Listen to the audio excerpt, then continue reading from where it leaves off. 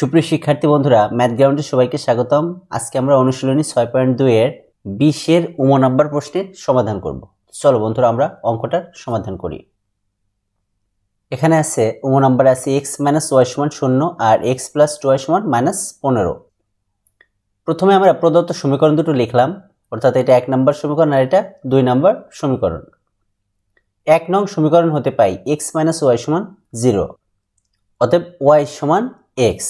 কারণ কি এই -y কে যদি আমরা এই পাশে নিয়ে যাই তাহলে এটা +y হবে, তখন এটাকে একবার পক্ষান্তর করলে y = x।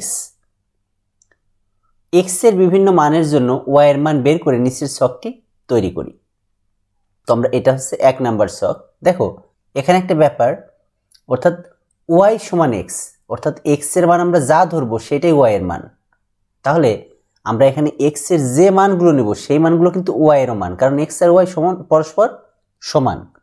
তাহলে আমরা প্রথমে নিলাম দেখো -8, যেহেতু x এর মান -8 তাহলে y এর মানও -8। এখন দেখো আমরা x এর মান -5 নিছি, তাহলে y এর মানও -5। x এর মান -2 নিলাম, তাহলে এখানেও -2। x এর মান 1, y এর মানও 1। x এর মান 4, তাহলে y এর মানও 4। এখন আবার 2 নং সমীকরণ হতে পাই। এখন আমরা 2 নম্বর সমীকরণটা লিখি। দেখো x + 2y = -15 বা 2y = -15 আর এই +x এই পাশে আসলে -x, অতএব y = -15 - x/2।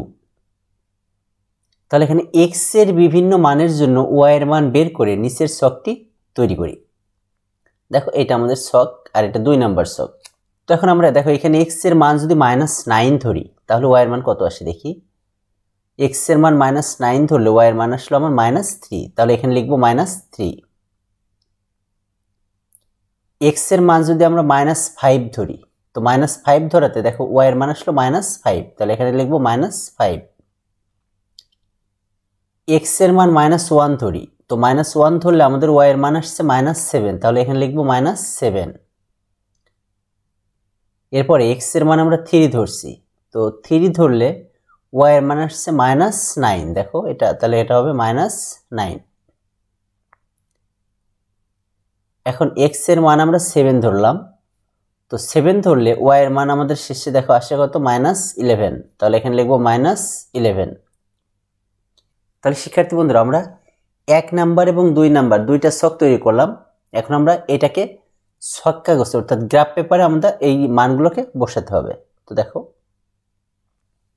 এখানে এটা হচ্ছে আমাদের x অক্ষ আর এটা আমাদের y অক্ষ। x অক্ষ বরাবর 1 ঘর = 1 একক, y অক্ষ বরাবর 1 ঘর = 1 একক। আর এটার বিষয়ে ক নাম্বার অর্থাৎ প্রথম অঙ্কটাতে আমরা খুব সুন্দরভাবে ডিসক্রাইব করছি। তোমাদের যদি এখানে বুঝতে সমস্যা হয় তাহলে ওখানে যাবে, আর এখানে আমরা কমপ্লিট করে দিই। এটা x অক্ষ, এটা y অক্ষ। x এর মান প্লাস হলে ডান দিকে, x এর মান মাইনাস হলে বাম দিকে। একইভাবে y এর মান প্লাস হলে উপরের দিকে, y এর মান মাইনাস হলে নিচের দিকে। এখন আমরা যে ছকটাকে তৈরি করছিলাম সেই ছক দুটোকে আমরা এখানে একটু নিয়ে আসি, এটা দেখে দেখে আমরা এখানে বসাবো। তো প্রথমে দেখো এখানে যেহেতু ছক একই, সবগুলো মানই সেম, অর্থাৎ x আর y এর মান সবগুলাই সেম। তো দেখো x এর মান -8, y এর মানও -8, তাহলে কি x এর মান মাইনাস মানে বাম দিকে আর y এর মান মাইনাস মানে নিচের দিকে। তাহলে আমরা প্রথমে 8 ঘর বামে যাব, তাহলে 1 2 3 4 5 6 7 8। এখান থেকে আবার 8 ঘর নিচে, 1 2 3 4 5 6 7 8। তাহলে এটা আমাদের বিন্দু, আর এই বিন্দুটার স্থানাঙ্ক হবে -8 -8। এরপরে -5 তাহলে এখানে দেখো 5 ঘর, 1 2 3 4 5, 1 2 3 4 5, তাহলে এটা হবে বিন্দু, আর এটার স্থানাঙ্ক কত হবে -5 -5। এরপরে -2 তাহলে 1 2 2 ঘর বামে, আর মাইনাস যেহেতু 2 আছে আবার 2 ঘর নিচে, অর্থাৎ 1 2, তাহলে এটা হবে আমাদের বিন্দু, আর এটার স্থানাঙ্ক -2। এরপর আছে 1 1, তাহলে 1 ঘর ডানে, 1 ঘর ডানে যাওয়ার পরে 1 ঘর উপরে, এটা হবে বিন্দু, আর এর স্থানাঙ্ক 1 1। এরপরে আছে 4 4, তাহলে দেখো 1 2 3 4, 1 2 3 4, এটা হবে বিন্দু, আর এর স্থানাঙ্ক হবে 4 4। এখন এই বিন্দুগুলোকে আমরা যোগ করে দেই। এরপরে 2 নাম্বার ছকটাকে আমরা তৈরি করি। দেখো -9 -3, তাহলে -9 9 ঘর বামে 1 2 3 4 5 6 7 8 9 এখানে, আর 3 ঘর নিচে, তাহলে 1 2 3 এটা হবে বিন্দু। আর এর স্থানাঙ্ক হবে -9 -3। এরপর আছে -5 -3, তাহলে 5 ঘর বামে, অর্থাৎ 1 2 3 4 5, আর -5 আছে, তাহলে 5 ঘর নিচে, অর্থাৎ 1 2 3 4 5, অর্থাৎ -5 -5 আমাদের আগেই তো নেওয়া আছে।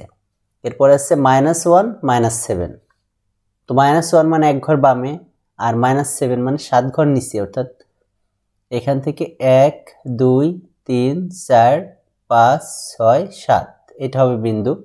আর এর স্থানাঙ্ক হবে -1 -7। এরপর আছে 3 -9, তাহলে 3 ঘর ডানে 1 2 3, আর 9 ঘর নিচে, অর্থাৎ 1 2 3 4 5 6 7 8 9 এটা হবে বিন্দু। আর এর স্থানাঙ্ক কত হবে? 3 -9। এরপরে আছে 7 -11, তো 7 ঘর ডানে 1 2 3 4 5 6 7, 7 ঘর ডানে, আর 11 ঘর নিচে, অর্থাৎ 1 2 3 4 5 6 7 8 9 10 11 এইটা, তো এটার স্থানাঙ্ক হবে 7 -11। তো শিক্ষার্থী বন্ধুরা, আমরা এখন এই যে বিন্দুগুলো নিলাম এই বিন্দুগুলোকে যোগ করে দেই। তো যোগ করে দিছি, তো দেখো যোগ করলে এরা পরস্পর কোন বিন্দুটাতে ছেদ করলো? এই বিন্দু। তো এই বিন্দুর স্থানাঙ্ক কত? -5 -5। তো এই যে বিন্দুতে ছেদ করলে এই বিন্দুটার আমরা একটা নাম দিয়ে দিই, সে নামটা হচ্ছে এ, অর্থাৎ এই দুইটা সরলরেখা এ বিন্দুতে ছেদ করছে। তাহলে এখন আমাদের গ্রাফ পেপার আঁকা কমপ্লিট। এখন এটার আমরা বর্ণনাটা দেখি একটু। দেখো এখানে বর্ণনা আছে, মনে করি x ও x' ও y ও y' যথাক্রমে x অক্ষ ও y অক্ষ এবং 0 মূল বিন্দু, অর্থাৎ এটা x অক্ষ, এটা y অক্ষ, আর এই 0টা হচ্ছে মূল বিন্দু। x ও y অক্ষ বরাবর এক ঘর সমান 1 একক ধরি। ছক 1-এ -8 -8 -5 -5 -2 -2 1 1 এবং 4 4 এই বিন্দুগুলোকে ছক কাগজে স্থাপন করি, যেগুলো আমরা প্রথমে স্থাপন করছি এই যে এইদিকে। এই বিন্দুগুলোকে যোগ করে উভয় দিকে বর্ধিত করলে একটি সরলরেখা পাওয়া গেল, যা 1 নং সমীকরণ দ্বারা নির্দিষ্ট সরলরেখার লেখচিত্র। অর্থাৎ এই বিন্দুগুলো নেওয়ার পর এটাকে আমরা যোগ করে দিচ্ছি একটা সরলরেখার মাধ্যমে। এই সরলরেখাটা হচ্ছে 1 নম্বর সমীকরণ দ্বারা নির্দিষ্ট সরলরেখার লেখচিত্র। আবার ছক 2-এ -1 -3 -5 -5 -1 -7 3 -9 ও 7 -11 বিন্দুগুলোকে ছক কাগজে স্থাপন করি।